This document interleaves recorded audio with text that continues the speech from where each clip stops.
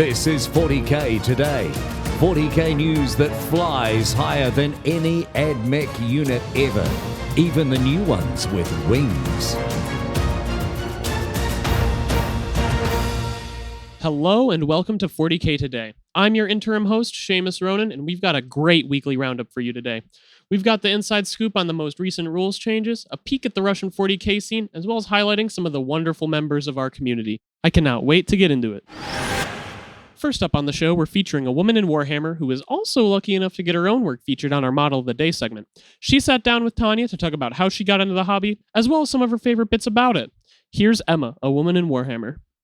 We are here for another Women in Warhammer feature, and I'm so excited to be talking with Emma today. Thanks so much for being on the show. Thank you for having me. So we actually featured you as Model of the Day, and then we got to talking, and I was like, we have to get her on the program. So let's get started with the first question. How did you get started in the hobby? Well, I have been interested for a long time, since I was a teenager, but I never really actually got into the hobby. But then about 3 years ago, a new hobby store was opening in the local, in my nearby city. And I walked in and there was this guy called Casper, and he was really, really enthusiastic about the whole thing. And I think he spent about 45 minutes telling me all about Age of Sigmar. And I thought, well, that sounds so cool. And then I found a box of Seraphon, which is like, lizards riding on giant dinosaurs. And I thought, well, what's not to love, right? Yeah. So I bought a box of that, and I have never looked back since. And now I think I have, hundreds of painted models and perhaps 1,000 unpainted. Yeah, I think I'm in the same boat, actually. My pile of shame is mountainous. It's growing all the time. Yeah. The coolest thing is that your paint style is so unique with all the bright colors and the cross hatching. And do you have like a background in art? No, not formally, at least. I've been painting and drawing for as long as I can remember, and I've also been, drawing portraits using just a pencil and stuff. So in that way, I have always been interested in art, but I haven't been formally trained or anything. Interesting. I really found it. So I've been watching your interview or your YouTube videos, and I love how you experiment with like non-traditional mediums. Like watching you do that watercolor pencil video was really interesting. Thank you. Do you have a favorite product that you found through just like experimenting with non-traditional mediums? I don't know if I have a favorite. I think my favorite is just finding new stuff and trying things out. That's what keeps me motivated to paint. Just, trying stuff out. I think I will have to be so traditional as to say that my very, very favorite product of all is the very old Citadel chestnut ink. And I think it's from the 90s or something. But I just love that ink.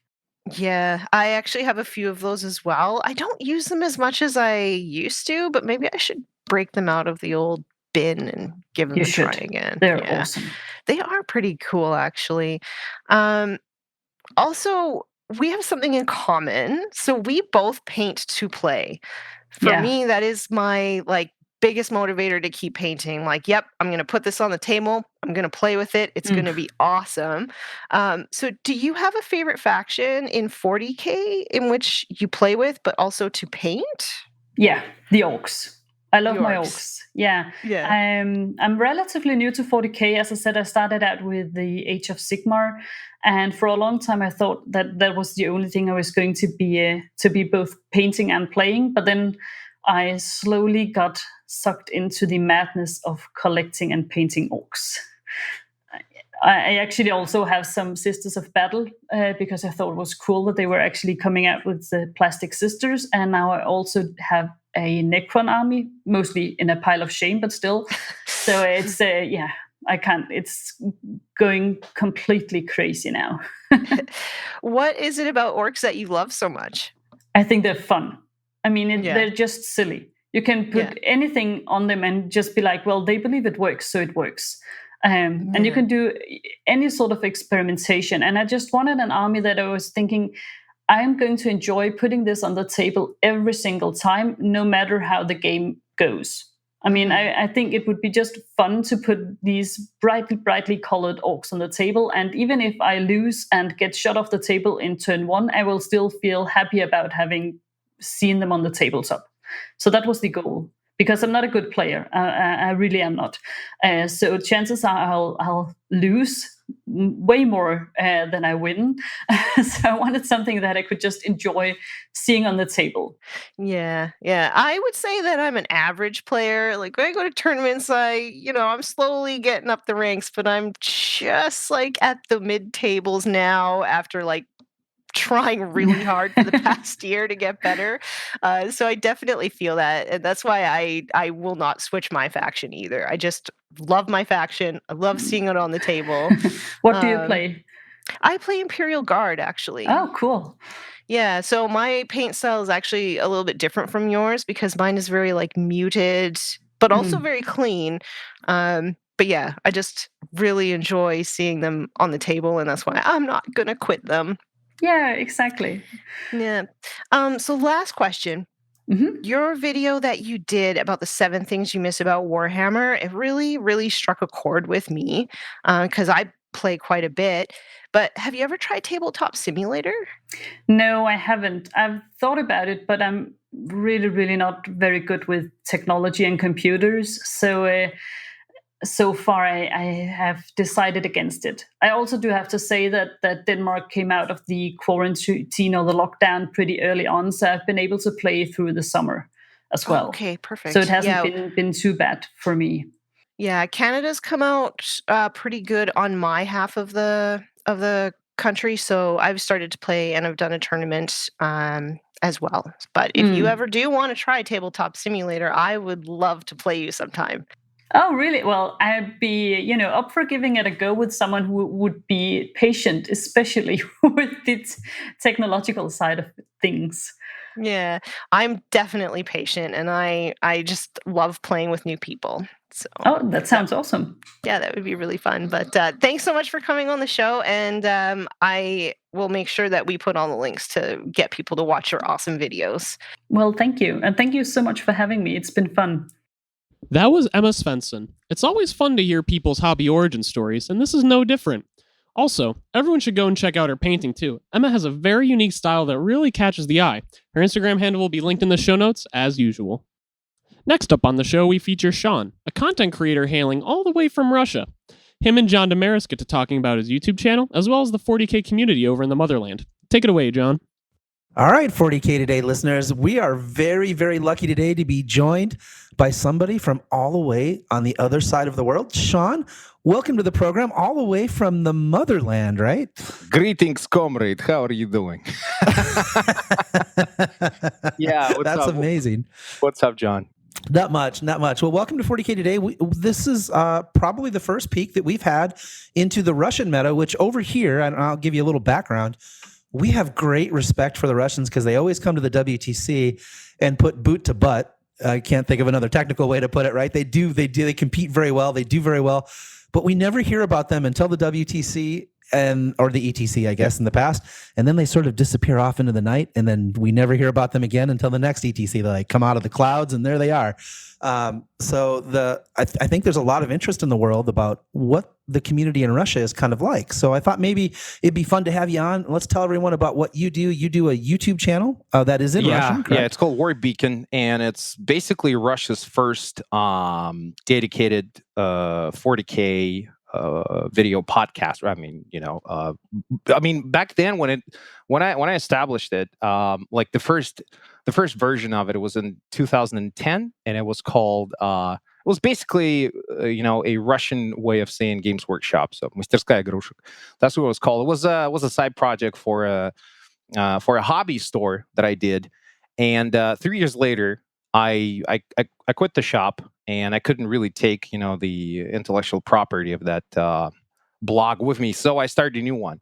And basically, it's a continuation of the same thing. So, it's called WarpBeacon. We got 177,000 subs right now. So and this is a 40K channel in Russia, true, right? Yeah, so yeah.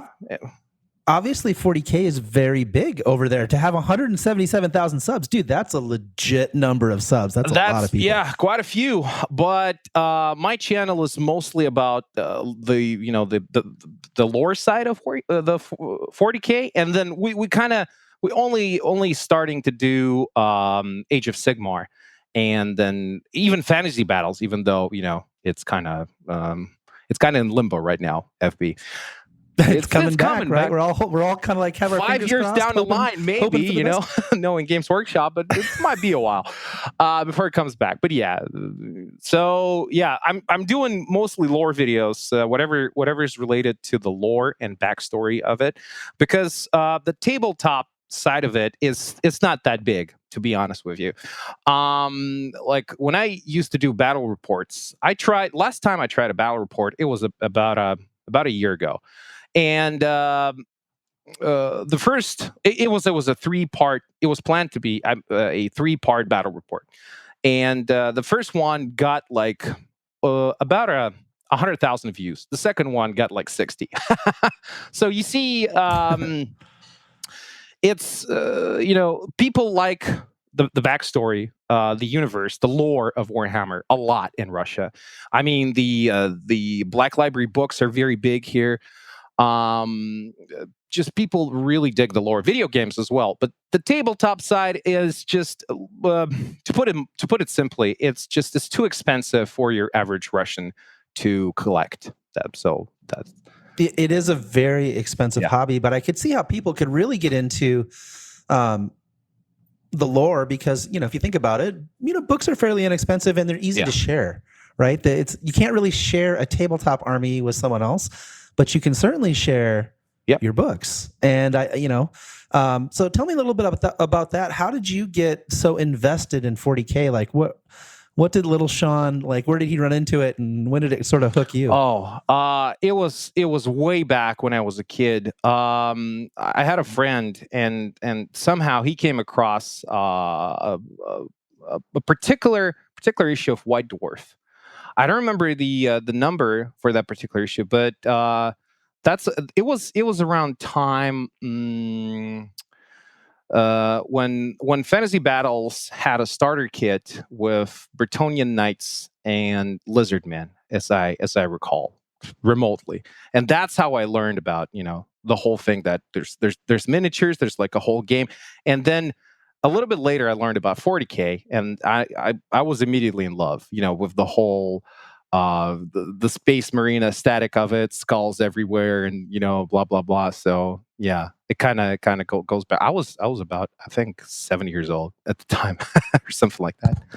Yeah, that's really cool. So yeah, this is fascinating to me that 40K is so popular in Russia. I would not have expected that. So that's there's plenty of US YouTube channels that don't have 177,000 subscribers. That's amazing. Yeah. Kudos to you. Good work. Thanks. And working basically, if you'll send me a link, we'll link people over, and if they speak Russian, right, they can check your YouTube channel. Yeah, they can try. I do Russian only content, at least for now. I might move into the English speaking part of YouTube sometime later down the line, but.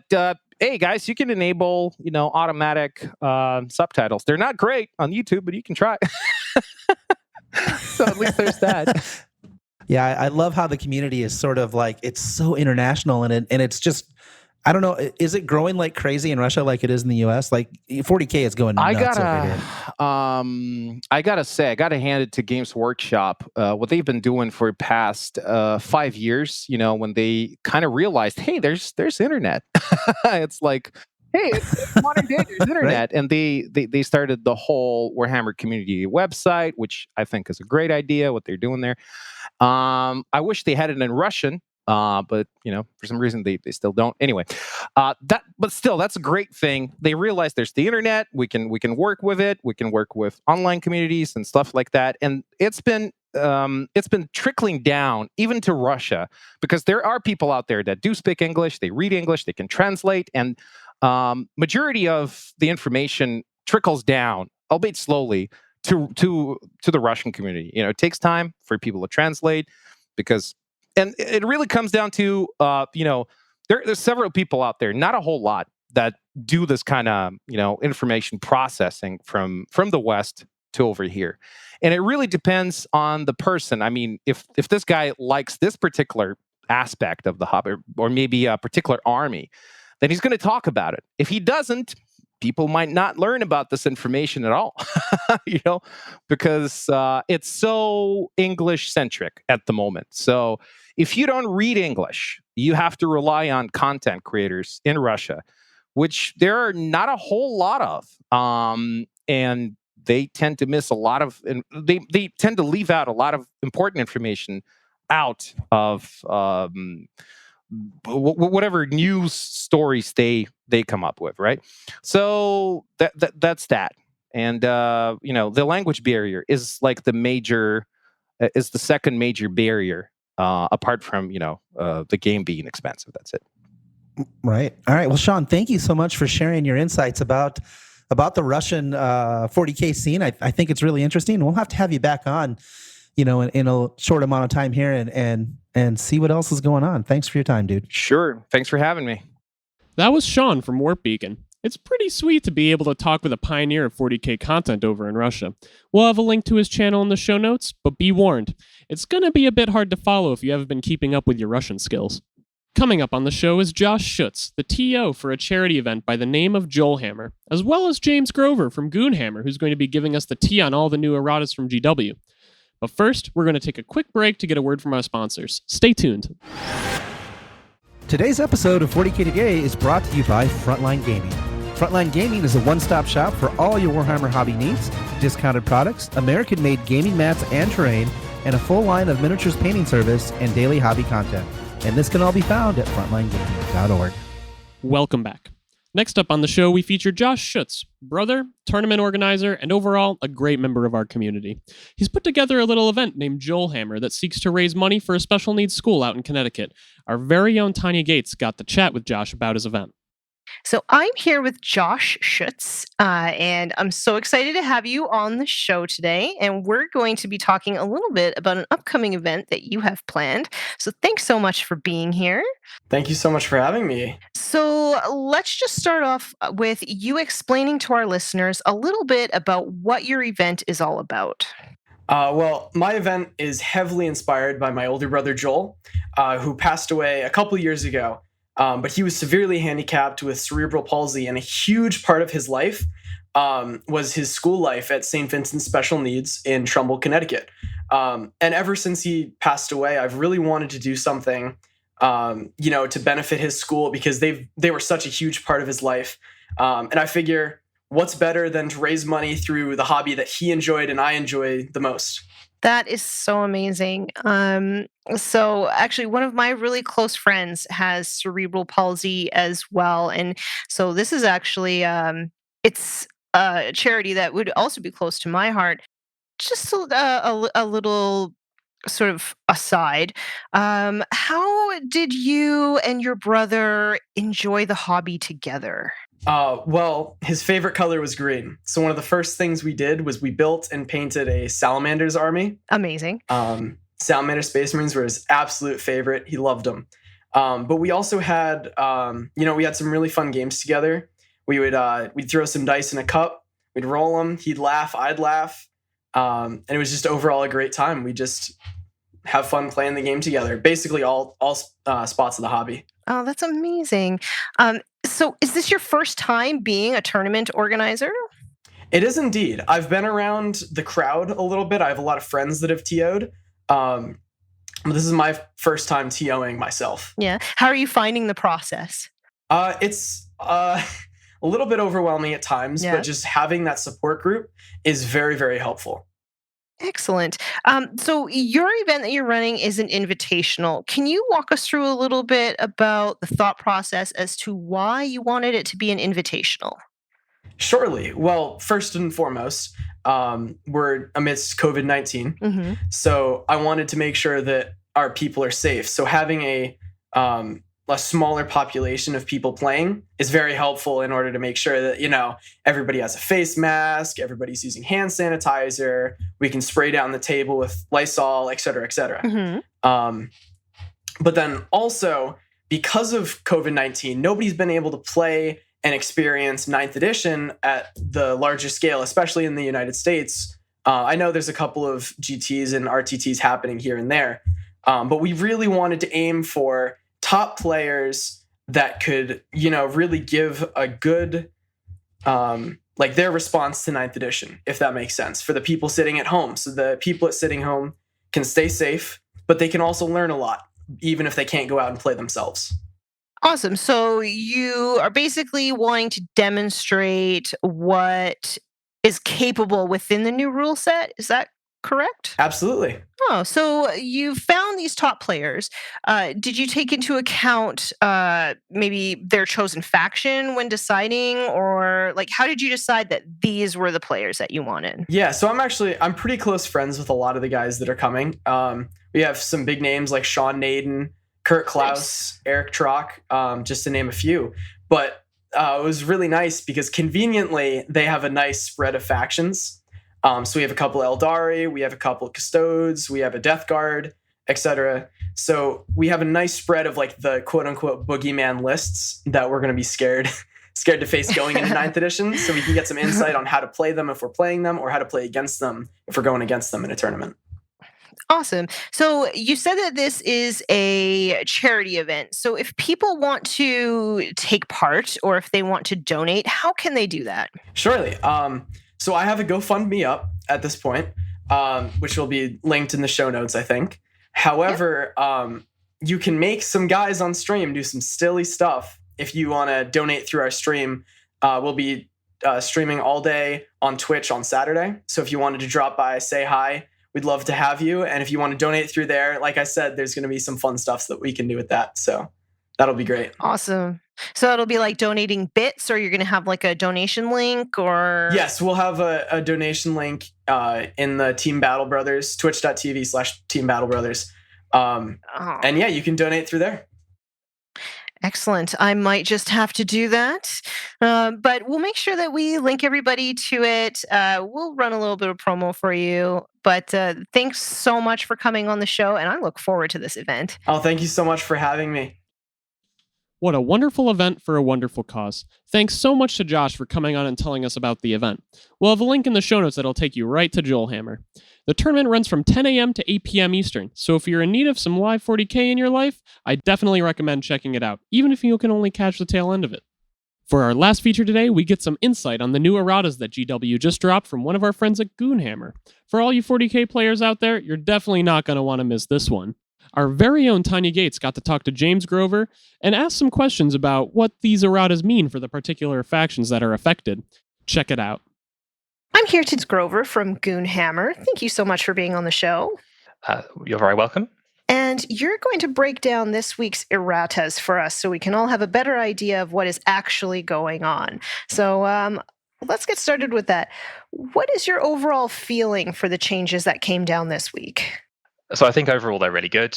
They're very much in line with what seems to be the intent of 9th edition, which is that Games Workshop don't want the rules to surprise you.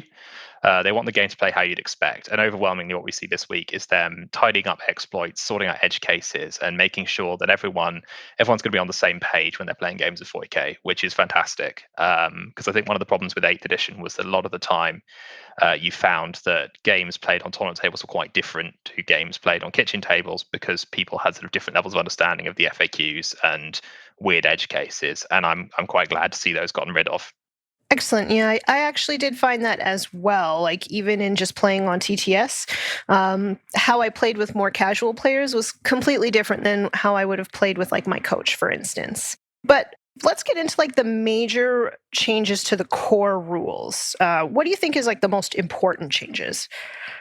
So I think the biggest one is terrain, because they've answered some of the key questions that were outstanding on how some of the terrain pieces work. And I think that's going to really bring terrain into its own. So one of the things they talked about a lot before the edition launched was how much more important terrain is. And I think just based on what was in the book, it wasn't quite clear how that fit together. But now it's much clearer. So the big changes here are dense terrain now works on everything. Well, has been clarified that it is intended to work on everything. So people weren't sure out of the main book whether you had to be able to claim the benefit of cover to get the benefit from dense terrain. You don't. So that means that vehicles can get the -1 from it unless they're massive things like knights, bikers, and everything. And I think what that does is that means that blocks of dense terrain on the board make positioning really important. So you need to hide behind them to protect yourself. It helps you screen against alpha strikes. And overall, I think that will change the game quite a bit. The other one in that area is heavy cover. That was just straight up wrong in the book. It was the wrong way around. It said that when a charger attacks someone, they ignore the benefit of heavy cover, which kind of made it a bit pointless. Now it's the other way around. So if you charged, you don't get the benefit of heavy cover. So that's really important too, because it means that if you put something with a good save in a fortified position, then they're quite difficult to prize out with things like orc boys who have lots of low AP attacks. And then the last one on terrain is they just tidied up that obscuring terrain, you don't get to wall hack it when you're shooting at knights. You do if they're completely blocked by a big Novarel or whatever, you still can't see them. Excellent. Yeah, a lot of those terrain sort of idiosyncrasies and things caused a lot of not necessarily arguments at the game table, but a little bit of disagreements, I will say. So are there any changes to faction-specific rules that you think we should probably talk about? Yeah, so there's point changes, and then there's some other rules changes that affect some factions quite significantly. So I guess we'll quickly sort of do carriage targeting. That ended up not actually changing that much. That's changed twice this week. The first time was quite a sweeping change, which had a big impact on Harlequins and Orcs. So initially, the new rule was that vehicles and monsters under 10 wounds couldn't screen characters. That got rolled back, which is great news for those factions. And it now basically works how people expect it to out of the book. The main thing they've changed is that you can't cheese it by having two demon princes screening each other or whatever. And then the other big one from the general rules that affects factions is smites. So there's a few things here. So Grey Knights and Thousand Suns, people were wondering whether they were going to keep what they had in 8th edition, where they could ignore the escalating cost on smites. We'd kind of come to the conclusion that they probably weren't going to, and they'd have announced it by now if they were going to give that back, and that's been confirmed. They've basically said, no, you don't get to ignore that anymore. You need to find other ways to work to build your army now, and in the future you'll get cool new stuff in your codexes. And I think in general that sort of speaks to they seem to want Knights to be a bit more about quality units over quantity. It's not so much about controlling the whole game and the whole table with lots of things. It's about using a few good things more effectively.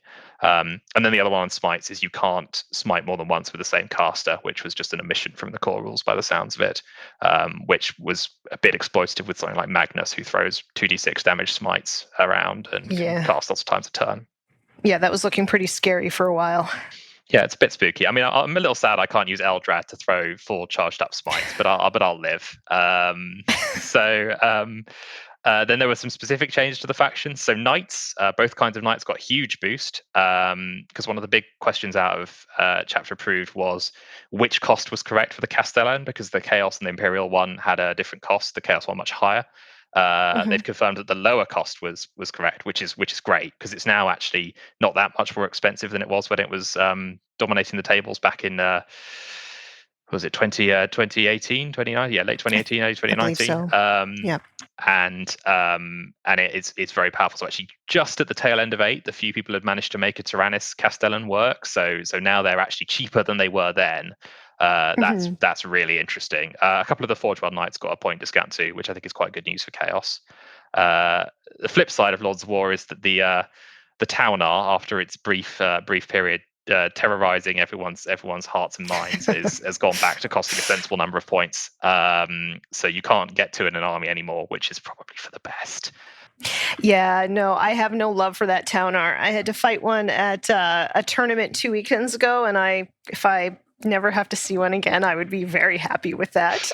I think that's the experience of most people who've played against it. I've played against one once. I also wouldn't choose to repeat the experience. Yeah, so there's just one more thing I think that maybe we should touch on, and that's the clarifications to Hunters Unleashed. Did you want to maybe talk about that a little bit? Yes, this is the Space Wolf one. Yeah. Yeah. So that this is another one that so due to the way they worded the first round of FAQs for Saga of the Beast, and effectively sort of had some bad wording in the book itself. Temporarily, Space Wolves all had OBSEC, every unit, Impulsors, Wolfen, everything, and that was quite good, obviously. One of the few tournaments that's kicked off in 9th so far had a high-performing list that was running a large number of Wolfen, because it turns out OBSEC Wolfen are quite good. That has been rolled back. Presumably it was an oversight in the wording. So that means Space Wolves are on the same footing everyone else is as regards OBSEC. We've got several players on our team who are keen on them and still like them and are happy to play with Infiltrators and Impulsors, but it does mean they don't just get to OBSEC everything all the time. And I think that was the right call, because it was a bit strange for them to have it and no one else. Yeah. So in general, I guess we could say that the rules changes are just bringing a bit more balance back to the game. Yeah, I mean, and again, I think it's making the game play how you'd expect. No surprises. No pulling out a book and saying, actually, all my stuff has OBSEC because of this wording here in this FAQ. What you see in front of you is the game you're going to play, and the way you win it is by coming up with good strategies and good lists, not by coming up with an obscure ruling that only you know about. Yeah. Awesome. Thank you so much for your insight, James. Yeah. Can I do some quick shout outs? Absolutely. Just quickly. So we have a series on our website called Rules-Hammer, which we have been doing a series on the rules for 9th. We are now updating those for all these FAQs. So we should have a fully updated set of articles covering every phase of the game and how it works, 9th edition. So if you're wondering about any of this, do go and have a look for that. And we're also nearly at the end of going through all our faction focuses, covering how all the different armies play in 9th edition. And in particular, if you're worried about Grey Knights or Thousand Suns, both of those were written with the assumption that they weren't going to keep their immunity to escalating spite. So if you're looking for ideas, go have a look at those. That was James Grover from Goonhammer. It's so great to have an expert to dissect and interpret all the new rules changes that are coming from G-Dub. And let me tell you, there's going to be a lot of them. Goonhammer is a favorite resource of mine as a newer player to learn about my faction and others. They're always writing and publishing new content for you to sift through. My personal favorite columns are the Start Competing articles. I cannot recommend Goonhammer enough. Now it's time for everybody's favorite 40K Today tradition, the model of the day. It's the model of the day, the model of the day, the model of the day. Today's model of the week comes from Phoenix Commissions on Instagram. This stunning Magnus the Red is a study in contrasts. Bright, icy blues in the metallics complement the deep, dark burgundy in Magnus's skin and wings. One glance at this bad boy is not enough, as it is loaded with detail. My personal favorite bit is the subtle OSL on Magnus's scepter, as well as all the texture. It really makes the model come alive, and he's coming for you. At least he only gets one smite a turn now. Phew! If you want your model featured on the show, please tag your submissions with hashtag 40K Today. That's hashtag 40K, the number 2, day. We love seeing what our listeners are up to, and let me tell you, we have a lot of really talented listeners. And that's it for the 40K Today weekly roundup. There were so many great features this week, and we'll have more for you in just a few days. In the meantime, though, go play some games, get some paint on your minis, or just sit back and relax, codex in hand. We'll have a new poll question up this Sunday, and we'd love to hear from you. Go out there and make your voices heard. We really enjoy interacting with our listeners. Big thanks to our content producer, Alex Painter, and our social media legend, Tanya Gates.